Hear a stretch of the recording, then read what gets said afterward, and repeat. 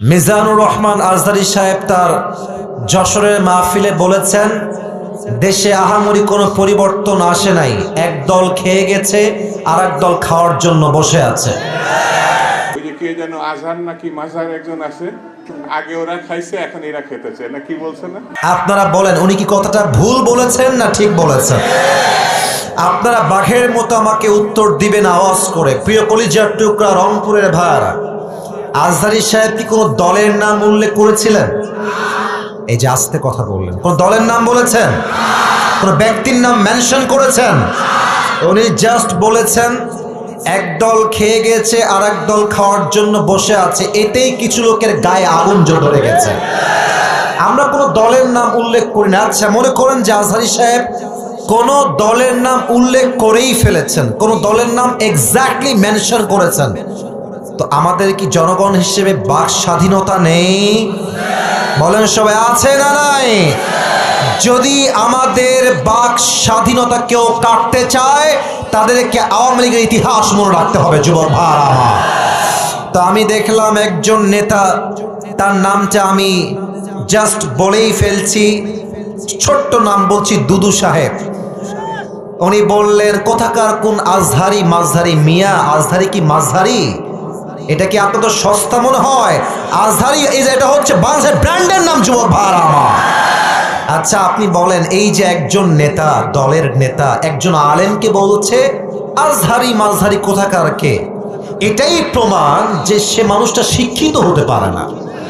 একজন শিক্ষিত মানুষ আলেমকে কথা বলবে পরিপূর্ণ শ্রদ্ধার সাথে, সম্মানের সাথে। রংপুরের ভাইরা আমার, আচ্ছা আপনি আমাকে বুঝায় বলেন, মনে করেন যে আজহারী সাহেব কোনো একটা কথা ভুলই বলেছেন, আমরা কারো অন্ধভক্ত নই, আমরা অন্ধভক্ত নই, ভুল হলে ভুল, ঠিক আছে, আপনি দ্বিমত পোষণ করবেন, এটার তো একটা আদব আছে, এটা সম্মান আছে। আপনি বলবেন যে আমাদের সকলের প্রিয় মিজানুর রহমান আজহারী সাহেব কথা বলেছেন, আমার মনে হয় ব্যাপারটা এরকম না হয়, এরকম হলে আরো ভালো হতো। আপনি রেসপেক্ট দিয়ে বলেন। আপনি যখন আজহারীকে মাঝহারি বলে গালি দেন, কলিজার টুকরা যুবকদের রক্তক্ষরণ শুরু হয়ে যায়। যুবক ভাই, তবে হ্যাঁ, একজন বললেন যে আজহারী সাহেবকে, আসেন আপনি রাজনীতির নাম লেখান, আপনি রাজনীতি করেন, আপনি ওই দলে যান, সেই দলে যান। যশোরের মাহফিল আপনার ইউটিউবে আজকে সার্চ দিবেন, জুম করবেন যশোরের মাহফিলটা, ড্রোন ফুটেজ বা পেছনের ফুটেজ দেখবেন, যত মাহফিলে অডিয়েন্স এসেছে 95 যুবক ভাইরা সেই মাহফিলে এসেছিল। সবাই কি জামাত ইসলাম? তারা সবাই কি শিবির নাকি? তারা মিয়া, ঘোল খাওয়াই লাভ নাই, এইসব ঘোল আর বাংলার মানুষ খাবে না। যুবক ভাই, জামাত ইসলাম নয়, বিএনপির লোকরাও আজহারীকে কলিজা থেকে ভালোবাসে। যুবক ভাইরা, ওই যে যশোরের মাহফিল, আওয়ামী লীগও ছিল, বিএনপিও ছিল, যুবকও ছিল, মায়েরাও ছিল, বোনেরাও ছিল।